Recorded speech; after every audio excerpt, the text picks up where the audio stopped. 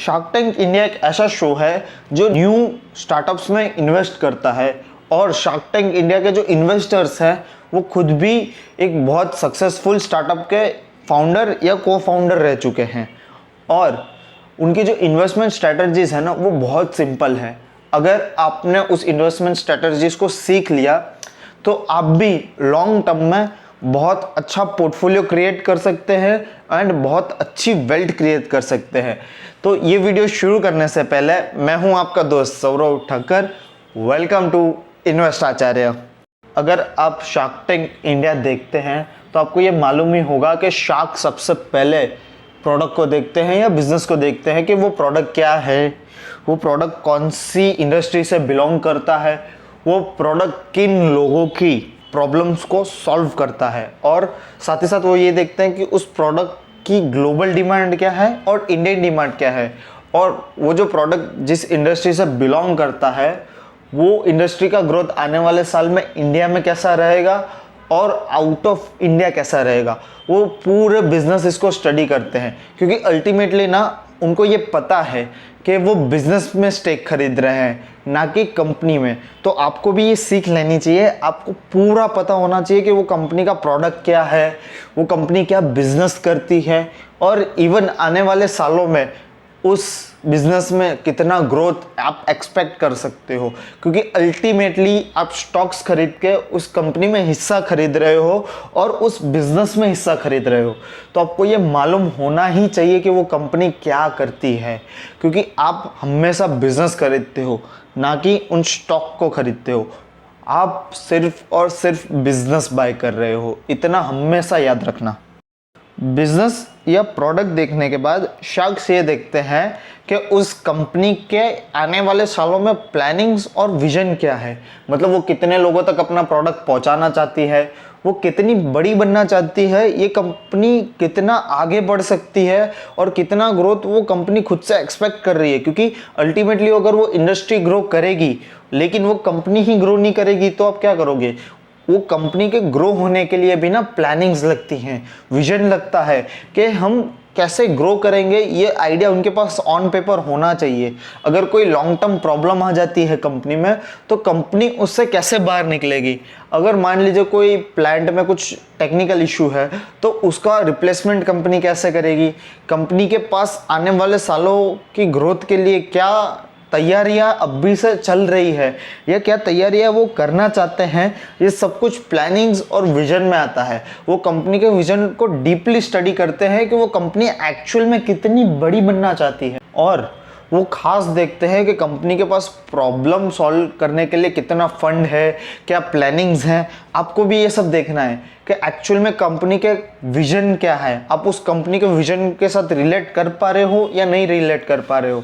वो कोई ऐसी बड़ी प्रॉब्लम सॉल्व कर रही है उनकी प्रोडक्ट या सर्विस, तो उस प्रोडक्ट और सर्विस को एक बड़ा विजन देना भी कंपनी का काम है, क्योंकि बड़े विजन के बिना वो प्रोडक्ट बहुत ज़्यादा दिन तक नहीं टिक पाएगा या वो मार्केट लीडर नहीं बन पाएगा। इसलिए आपको भी प्लानिंग्स एंड विजन्स चेक करना बहुत ज़रूरी है। अगर कंपनी एक बस है ना तो उस बस का ड्राइवर सीईओ या हायर मैनेजमेंट है। अभी वो बस कैसे चलेगी ना वो टोटली किस पे डिपेंड करता है, ड्राइवर पे। वैसे ही कंपनी कैसी चलेगी ना वो ड्राइवर पे डिपेंड करता है। अगर ड्राइवर अच्छा है तो बस को कैसे भी रास्तों से अच्छे से निकालेगा। अगर सीईओ अच्छा है तो कैसी भी प्रॉब्लम्स से कंपनी को निकाल लेगा और कंपनी को स्मूथली चलाएगा। देखिए, एक अच्छी कंपनी को चलाने के लिए ना सीईओ की और हायर मैनेजमेंट की इंपॉर्टेंस शार्क को अच्छे से पता होती है।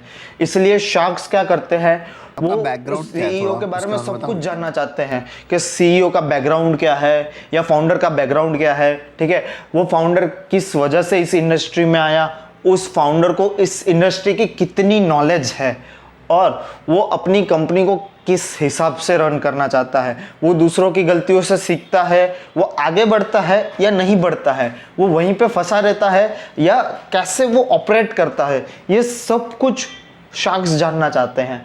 आपको भी ना सीईओ और मैनेजमेंट के बारे में पूरी तरह से जान लेना चाहिए। कुछ भी आप एक रुपया भी अगर इन्वेस्ट करते हो ना तो आपको सीईओ के बारे में पूरी तरह से पता होना चाहिए, क्योंकि अल्टीमेटली वो सीईओ ही आपके इन्वेस्टमेंट को डबल करेगा, ना कि वो कंपनी, ना कि वो बिजनेस। क्योंकि वो सीईओ एक अच्छा ड्राइवर होगा ना, तो आने वाले सालों में वो बिजनेस को बहुत अच्छे से रन करेगा, कंपटीशन को भी वो अच्छे से हैंडल कर लेगा। लेकिन अगर वो सीईओ अच्छा नहीं हुआ तो कंपनी भी लॉस में जा सकती है, आपकी इन्वेस्टमेंट भी डूब सकती है। इसलिए सीईओ या मैनेजमेंट का एनालिसिस करना ज़रूरी है। ये बात आपको अच्छे से पता होनी चाहिए कि मैनेजमेंट बहुत इम्पोर्टेंट है बिजनेस या कंपनी के लिए। ऊपर के तीनों पॉइंट्स को डिस्कस करने के बाद शार्क्स क्या करते हैं पता है, वो कंपनी के नंबर्स देखते हैं। यानी कि अगर मैं आपको स्टॉक मार्केट की लैंग्वेज में बोलूं तो वो करते हैं कंपनी का फंडामेंटल एनालिसिस। वो ये देखते हैं कि कंपनी का रेवेन्यू क्या है।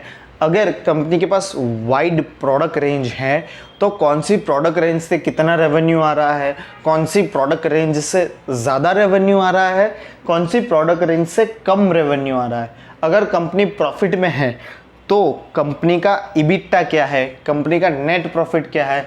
अगर कंपनी लॉस में है तो क्यों लॉस में है, वो ये सब चीज़ों को एनालाइज करते हैं। एंड अगर आपको भी एक सक्सेसफुल इन्वेस्टर बनना है तो आपको हमेशा कैश रिच कंपनी के ऊपर ही दाव लगाना चाहिए या कैश रिच कंपनी के स्टॉक्स को बाय करना चाहिए। क्योंकि अगर लॉन्ग टर्म में कोई प्रॉब्लम आता है, जैसे कि अभी मान लो कोई वॉर शुरू हो गई, ठीक है, या फिर कुछ डिप्रेशन आ गया, तो उन कंपनीज को अगर सरवाइव करना है तो कंपनी के पास कैश होना ज़रूरी है या कंपनी के फंडामेंटल्स का स्ट्रॉन्ग होना ज़रूरी है। अगर कंपनी के फंडामेंटल वीक है तो ऐसी प्रॉब्लम्स में कंपनी सरवाइव नहीं कर पाएगी। इसलिए आप भी अगर कंपनी को एनालाइज करते हैं तो फंडामेंटल एनालिसिस पे अच्छा ध्यान दीजिएगा, क्योंकि इससे आपके इन्वेस्टमेंट पे बहुत अच्छा इफेक्ट पड़ता है। अगर आपने अच्छा फंडामेंटल एनालिसिस किया है तो अच्छा इफेक्ट पड़ेगा, और अगर आपने बुरा फंडामेंटल एनालिसिस किया है तो आप अपने कैपिटल को भी लूज़ कर सकते हो या आपको लॉस भी हो सकता है। Thank you for watching invest Acharya. अगर आपको हमारा वीडियो अच्छा लगा हो तो प्लीज़ वीडियो को लाइक करें, चैनल को सब्सक्राइब करें, और जिन फ्रेंड्स को इस नॉलेज की ज़रूरत हो उनको ये वीडियो शेयर ज़रूर करें।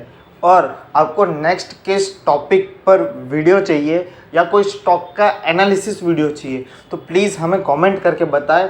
हम उस स्टॉक या उस टॉपिक के ऊपर जल्दी से जल्दी वीडियो बनाने का ट्राई करेंगे।